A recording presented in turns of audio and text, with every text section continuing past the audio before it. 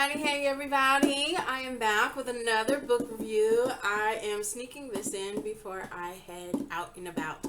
So, the book for this review is called Wish You Were Here by Jodi Picoult, and I think that is how her name is pronounced. If I botched it, I do apologize. And that is the cover of the book. I like the little birdie right there. Okay, so let's go ahead and get into this real quick. This story is centered around the character Diana. She has obtained her education and is working for what I call an art dealership. It's an art gallery where they obtain precious arts and sell and buy, that whole thing. And she intends to work her way up to a top procurer and seller within this company. Diana is in a relationship with a surgical resident named Finn. Diana believes Finn is ready to take the relationship to the next level, and she believes he is intending to propose while they're on vacation. Life decides to put a death grip on the world when COVID hits. Finn anticipated being worked into overdrive at the hospital and suggests that Diana go on the vacation by herself, with the idea that he wouldn't be around anyway and the trip shouldn't go to waste. It would seem Diana doesn't put up much resistance to the idea, and that is when things get a bit discombobulated, okay? The story takes you on Diana's journey to the Galapagos Island, where she meets the locals and has various excursions, adventures, obstacles, and encounters that make her question where she is headed in life. Diana is able to have the time to explore not only her relationship with Finn, but what she wants out of her future. She also thinks about her childhood and the relationship, or lack thereof, that she had with her mother. She remembers the bond she and her father had and wonders if it would have been so strong if her mother was more present. The island is a paradise compared to what is happening back in the States. There is limited and delayed communication with Finn. The island has limited resources, and Diana has to make the best of things without modern conveniences. When permissible, Finn relays the horrendous conditions COVID is wreaking on the country, and Diana relays her adventures by writing on postcards and the sporadic opportunity when internet and phone waves connect. Things come to a head when Diana emerges from her fog and has to face Finn and reality of her current situation and future. Diana has some decisions to make about what steps she takes regarding Finn, her mother, and the forming relationship with the island locals. Diana can't get them out of her head and begins to long for the truth about things. I will let you find out what adventures Diana had in Galapagos Islands. You will have to read the book to find out what the epic twist in this story is. I mean, you'll certainly have to keep the pages turning to find out what decisions Diana makes about her life. The author did an excellent job of keeping you attached to Diana's character and the things happening to her. I didn't see the twist coming at all. It threw me for a loop. It was so good. I was like, what? Are you kidding me? Like, are you serious right now? Like, did you just do that? Did you just do that? It adds such a juicy layer to this story. It's interesting to see how the mind does things automatically to protect us from harm or traumatic situations. The story gave an accurate level of hysteria over the bombshell of COVID. Finn's communication about what was happening at the hospital gave an inside peek and feel to what those workers went through. I salute all of the first responders, medical staff, anyone having to work in schools or businesses, or really all of us. Uh, but mainly those medical professionals that had that upfront horrendous view of what was happening to patients and having to figure out how to fight this crisis without having all the necessary knowledge and tools to do so. So I salute them for their dedication and willingness to put others above their instincts of self-preservation. There are some possible triggers. The descriptions given about COVID patients and what medical staff went through. There is mention of dementia deterioration conveyed in the story. There is a portion about self-harming described. There is a same-sex revelation that occurs in the story. There is a dosage of unfaithfulness splashed into the story as well. I did listen to the audiobook version and truly enjoyed the narrator conveying the emotion and action in this story. This is definitely a page turner. Even if you're reading the physical copy or listening to the audiobook version, I definitely say pick it up and read it, okay? There are twists and turns in the story that I truly enjoyed that, like I said, I did not see coming. The author did a great job bringing out the reality, emotions, thoughts, and feelings regarding COVID at its beginning stages. This book brought out the many challenges that were faced during this crisis. I will share something.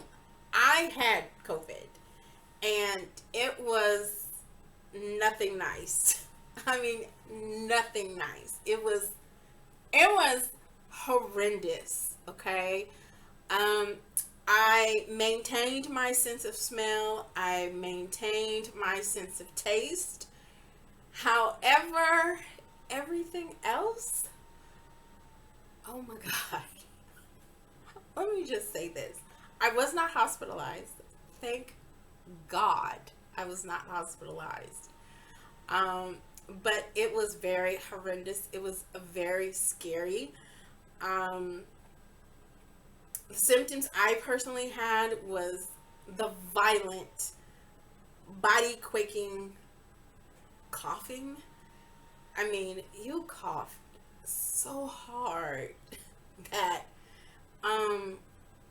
you felt it throughout your body. I mean, you literally just felt this pull within you that you're trying to get this phlegm, this whatever out of you.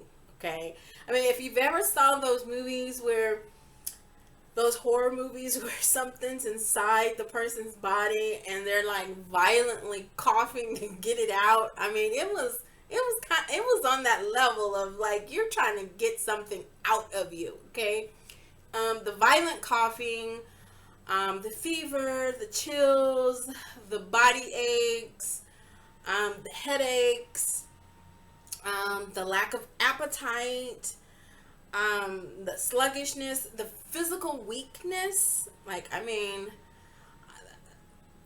you just didn't have any strength. I mean, it was just like, I'm just laying here because I can't. I'm too weak. You're really weak physically. And so I could relate to some of the emotions described in this book. Luckily, I was able to kind of keep my mind going and working, and because I think if I had allowed myself to, you know, overthink the situation, a lot of it is mental. You know, if you're thinking those negative thoughts about, oh my God, I'm going to die, oh my God, you know, I'm so weak, I'm never going to recover, and your mind can play some very dangerous tricks on you if you allow it. And luckily, I was able to keep my brain active with intentional work, and so I didn't have time to think that way. And there were periods while I was sick that I really thought, just let me wake up again. You know, because it was, I mean, you were that drained, you were that physically ill, that you're just like, oh God, this is real. this is some real. And I will say there is still to this day the debate on whether to vaccinate or to not vaccinate. I do believe it is your personal choice. At the time that I got COVID, I had not gotten a vaccination. I had not done it. For my own reasons, I had not done it. And I would not wish that kind of sickness on anyone. So I could just imagine what other people went through that had to go to the hospital, that had to be put on ventilators. My heart goes out to them, because what I went through was an ordeal, okay? An ordeal. It was not pretty at all. And it was a very scary experience. Very scary experience. I am so thankful to be here today because it was rough. But that's a little bit about what I went through. I will say there were some things that I felt tremendously helped me. Now, was I supposed to do those things? I have no idea. In my mind, I feel like my recovery was attributed to those things. I don't know if it really was or not, but I say that it was. And one of those things was keeping my mind in a positive space, not letting myself linger in a negative space for too long. I mean, I did the, oh my God, is it over yet? Or when is it going to be over? But those small, low-level negative thoughts, but anything beyond that, I was like, can't think about that. And I had bought some of this tea. It's like ginger honey something. I had bought that like not that long before I got sick, and I swear it was like the best thing. This is by no means a promotion. I'm not promoting this product. I'm not being paid by the company in any way, shape, or form. I am strictly just telling you what I personally used while I was sick. And they come in the single little packs. And it's ginger honey crystals. It's a tea. Okay? It's this tea. And it comes in these little packs. And what I would do is I would make my tea water, and I would put this packet and a Hall's honey cough drop into the cup. And Sometimes I was able to add just a little bit more honey, but not really, because this pack has really everything you need. It's portioned, so you get the sweet and the ginger. Now, I will say that it has a spiciness to it, and I think that helped because it was hot. It was hot tea. It was hot tea. So I had that, put it in the cup, and sipped on that. And when I tell you, I mean, it's got a spicy kick to it, but that was a lifesaver. And again, this is just what worked for me. I'm not promoting it. I don't know what will work for you. I am not a medical professional, so this is just my testimony. Okay, don't be on here being like, nah, that didn't work. Okay, I'm not trying to do that. I did that. I kept down tuna packets. I had these, the flavored tuna packets. And so I would eat like a tuna packet because I had no appetite. I was weak. So standing up cooking was not happening. So those were the two main lifesavers, and my heating pad. So those were a couple things that were just really lifesavers. Okay, so getting back to this book, okay, so there are no discussion questions provided by the book, but there can be some great conversations to be had by the reading of this book, okay? So there's obviously the topic of COVID, how it affected you, how you coped, what measures did you take, if you got it, what was it like, how was your health since then, how did COVID affect relationships? So whether you were in a situationship, a relationship, a marriage, even, between you and your extended family, friends, children, because keep in mind, we were supposed to be social distancing, not having those group functions. I mean, we pretty much went a whole year at a standstill. So how did that affect you not being able to get out and about as you normally would, all the precautions you had to take, all the measures, not being able to really have those gatherings, those functions, and really for those people that,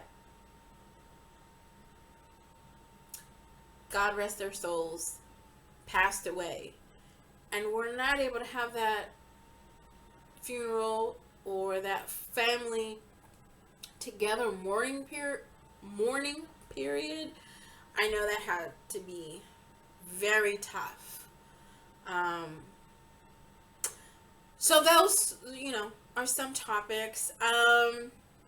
It would be interesting to know what the statistics are regarding an increase or decrease in divorce, domestic abuse, child abuse, homelessness, etc. during that heightened COVID time frame. I mean, I think if you were in a relationship or in a household with other people, it was either making or breaking, y'all. So I've kind of heard some stories about the near-death experiences in these homes because you guys were confined and had to, look at each other every day. The topic of how an absent parent affects the child, which could have residual issues in adulthood. The topic of how the family is affected by someone with dementia. The topic of reevaluating one's life to determine if the path they are on is truly what they want And at what point do you alter it if it's not? The topic of how the mind works when under stress or the reaction to trauma. And like I said, these are just a few to kind of get you started. I am pretty sure you could come up with more discussion topics once you've read the book. This book had many highs and lows, and it will definitely evoke emotion.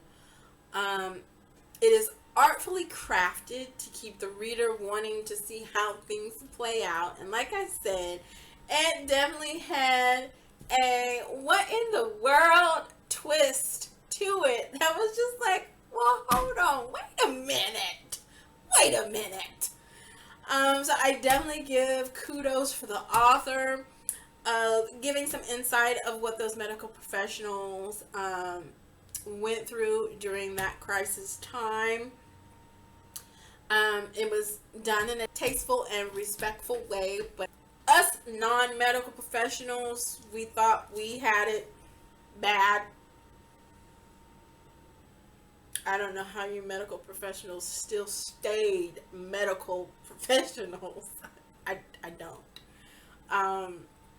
So it has to be a true calling for those medical professionals to honestly put their lives at risk trying to handle and address the COVID crisis situation. I mean, y'all should have got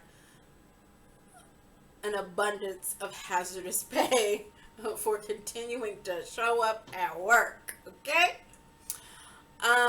So I would definitely say go get this book, read it, tell me what you think. I gave this book a 10 out of 10. I didn't find too much wrong with it, except